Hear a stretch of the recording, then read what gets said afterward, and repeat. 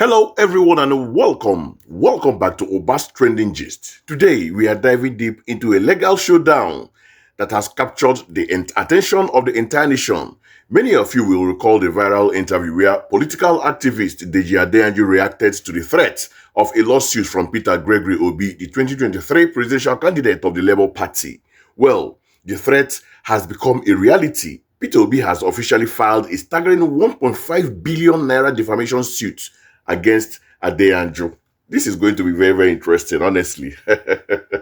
And the activist has now been served the writ of summons. This isn't just a legal battle, it is a clash over truth, reputation, and the very fabric of Nigerian's political commentary. Let's first replay Deji Adeyanju's initial reaction to the threats of the lawsuit, and then I will break down the specific details of the actual writ of summon and offer my critical take. So sit back and take a watch. I said 5 pages long, lots of things said, but let's just start by saying this is not in court yet, so we can discuss this. What exactly is your grouse against Mr. Peter Obi and the obedience? Yes, so in the wake up to the 2023 general election, because I'm not political, I'm just expressing my thoughts about why the opposition should come together and unite against the criminal APC and roguish APC government that always rig elections. That if the opposition is divided, that there's no way they can win. I was just expressing my political thoughts and views. The idea of the Obi candidacy excited me, and I said, but that he needed the buy-in of Atiku and Kwankwaso. I even urged Kwankwaso to deputize Obi. I urged Atiku to step down for Peter Obi, and all that. So in the process of that analysis, just expressing my views, I also said the fact that Atiku has been running for president in perpetuity, that he cannot continue to run. I was just expressing my views as a Nigerian. So then Peter Obi all of a sudden started trying to reach out to me to meet me. But at that time I was out of the country. I think I was in Dubai or somewhere, But he was persistent in reaching out to me, and I was avoiding him. But, I didn't want to see him because I didn't want it to look like, because I've expressed my views, which seems to be like almost in his favor, he now wants to see me and corner me to be one of his supporters. I don't want to support any politician because I'm not partisan. Because some people had already started even resigning from activism and joining him. So I didn't want to join his bandwagon, but I was excited by the idea of Peter Obi, because of course Southeast has not produced a president in a very long time, except after post-independence anyway. So I was excited. So subsequently I made some further views, and this time around he was more persistent. So one of his aide, a journalist, reached out to me. So we subsequently met, and I said yes. He commended me for some of my views and all that, and said that it would be exciting to work together. I said, I'm not working with anybody. But I now made some observations about the things that he has been accused of doing in the past. Corruption. Sarah reporter reported the story where his staff was caught with money. He tried to explain it, but I was not satisfied. Then I also raised the issue about these issues of him using state resources in Anambra to invest in his family business. His explanation to me in his defense was that he had resigned from the company before he became a governor. I was flabbergasted. I couldn't just wait to get up to leave the place. I'm like, how can a man that wants to be president of Nigeria not see the clear abuse? You understand? That he has abused his office to do such a thing. He was justifying it. He didn't see anything wrong in it. I was completely disgusted. So eventually I didn't want to disrespect him, so I wanted to leave.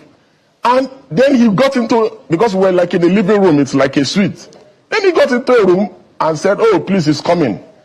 That he wants to go inside the room and he has something for me. So he brought one envelope or something like that and said, no, this is just a small thing, it's just for coming, blah, blah, blah. I said, I laughed. I said, that means you don't know me. I said, and you are friends with Mimiko, former Governor Mimiko and others. There are people that I was close to. You will have asked them about me. If we do anything because of conviction. It's even me that will bring out of my money and support you. So he kept insisting that it's not like that, it's not what I'm thinking. I said, God forbid, I left. So, however, I never revealed what happened to anyone. So, I remember vividly, he went to, was it Egypt? To inspect some power or something. At the peak of the Ekiti election, when his candidate in the Labour Party was running. So I criticized and said, you should be in Ekiti and not in Egypt. And I said, because you want to be president, you must go and campaign for your candidate and try to win. His aides, some of these young boys that are around him, started insulting me that the reason why I'm criticizing him now is because that I was saying that he was okay, he was good. That the reason why I'm criticizing him now is that I brought a proposal to him and I demanded, is it 200 million or something? And that he told me that. I said, me? And these are his close aides. So they started doing that. So I said, oh, because I had observed the pattern about them, that they terrorize people online, insult people, slander people. His mob, his obedient mob, were practically uncontrollable during the last election. So I said, okay, so these people do not even want dissent of any kind of criticism of their candidate of any kind. I said, okay, I'm not going to even leave Tinubu alone and now face them, because we cannot have a situation in our country or in our polity where political extremism becomes the order of the day. And Nigerians are living witnesses to the things that eventually happened to the build-up of the last election. We have never had this kind of toxic political experience. Aside the Buharis, after the Buharis, the obedient mob is the most toxic political movement that we have ever witnessed in this country. They threaten Supreme Court judges, Court of Appeal Court judges, threatening artists, threatening Professor Wole Soyinka, insulted everybody in this country because of Peter. And so, what are the things I said? Everything I said is true. In a civil suit or criminal suit of defamation, justification, truth is a defense. What are the things I said? I said he's a political fraud, that he's paraded himself as a messiah. Of course, he is a political fraud. Didn't he swear that he will never leave Abga? That any day he leaves Abga, let something which I won't want to say on TV. Then he left Abga. The only thing that I forgot to say, among the things that he should now add to his defamation suit, is that he's a political prostitute. Hobnobbing. And look at what he said about the people that he wanted to defeat in the last election. He said they operate a structure of criminality, but today he's with them. He has one leg in PDP, they are discussing with him, another leg in ADC, and he's still a member of Labour Party. Confused politician. So he should do his worst. All right, that was Deji Adeyanju from a few months ago, clearly unbowed by the threats of legal action. He laid out his perspective, reiterating his criticism against Peter Obi and the obedience movement. From that video, we heard Adeyanju highlight his initial support for Peter Obi before the 2023 elections and how he encouraged opposition parties to unite against what he called the criminal APC and rogue government. He clarified that while he was excited by Obi's candidacy, he was merely expressing his political thoughts as a Nigerian and was not partisan. Adeyanju recounted how Obi's candidacy excited him, especially since the Southeast had not produced a president in a long time. However, he stated that he later made further observations that led to his criticisms. He spoke about Peter Obi's alleged persistence in trying to meet him even when he was out of the country. Adeyanju eventually met with Peter Obi, who he claims commended his views. Adeyanju states he refused to work with anyone and made observations about things Obi had been accused of in the past, including alleged corruption, a Sahara Reporter story where Obi's staff was allegedly caught with money, and also raised concerns about Obi's supposedly using state resources in Anambra for his family business. Adeyanju found Obi's explanation that he had resigned from the company before becoming governor unsatisfactory, describing himself as flabbergasted. He then spoke about the obedient mob, accusing them of political extremism, online harassment and slandering people, and threatening Supreme Court and Court of Appeal judges, artists and professionals. Adeyanju emphatically stated that everything he said is true and declared that Truth is a defense in a defamation suit. He went on to call Peter Obi a political fraud and a political prostitute, highlighting Obi's previous political affiliations and what he perceived as inconsistencies. Now, let's turn our attention to the actual writ of summon, which provides the precise legal framework of Peter Obi's case against Deji Adeyanju. These documents filed at the High Court of Anambra State, Onitsha Judicial Division. Obi is from Anambra State, it's not going state. It is marked with suit number S/254/2025 and dated October 3rd, 2025. It clearly identifies Mr. Peter Gregory Obi as the plaintiff and Mr. Adeyanju as the defendant. Here's a breakdown of what Peter Obi is seeking. Let us go into it bit by bit so that you will understand the writ of someone well.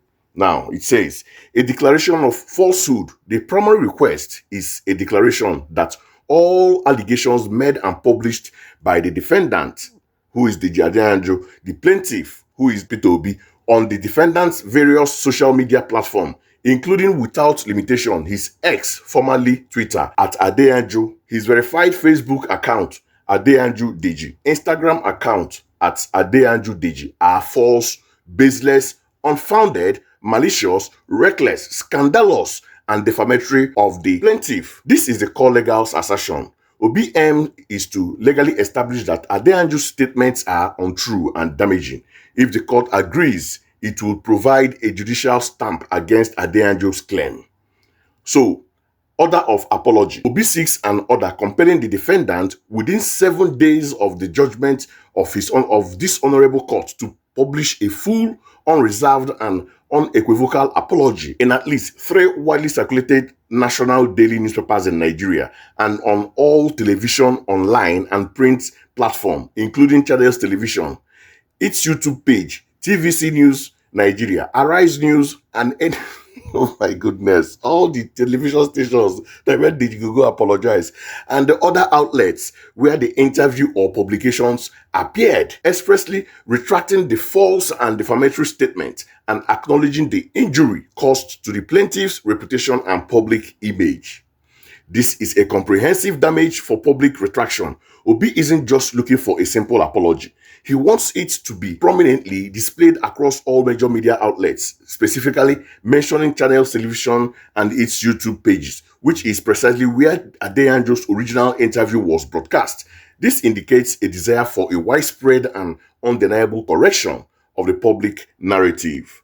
The next one is order to retract and delete. Obi also requests an order compelling the defendant to immediately retract and delete from all his social media platforms all false and malicious publications describing the plaintiff with derogatory labels, including leader of mob, religious bigot, fraud, scum, political fraud, political prostitute, allegation of financial misconduct, oh my goodness, dishonesty or abuse of office, which have harmed the plaintiff's personal, political, and professional reputations.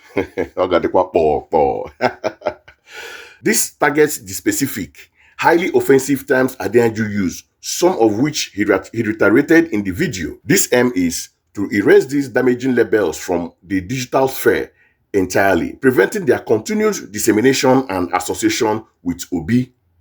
The next one is perpetual injunction. A critical aspect of the suit is an order of perpetual injunction, restraining the defendant whether by himself, his servant, agent, privates, representatives, assigned, or through any media or online platform whatsoever from publishing, broadcasting, or causing to be published or broadcast any defamatory word or material against the plaintiff. This is a far-reaching and potentially restrictive request. If granted, it will permanently prevent Adeyanju from making any further statement deemed defamatory against Obi. This has significant implications for free speech, particularly for an activist whose role is often to critique public figures. Damages. Finally, Peter Obi is seeking substantial financial compensation, aggravated / or exemplary damages in the sum of 500 million naira against defendant for his reckless, malicious, and persistent course of conduct calculated to disparage and ridicule the plaintiff before the Nigerian public polity, and the international community. General damage in the sum of 1 billion naira against the defendant, being compensation for the harm, ridicule, odium, emotional distress, and the reputational. Which one is odium? All these law people there, being on a dictionary. And reputational injury suffered by plaintiff as a result of the defendant's defamatory publication.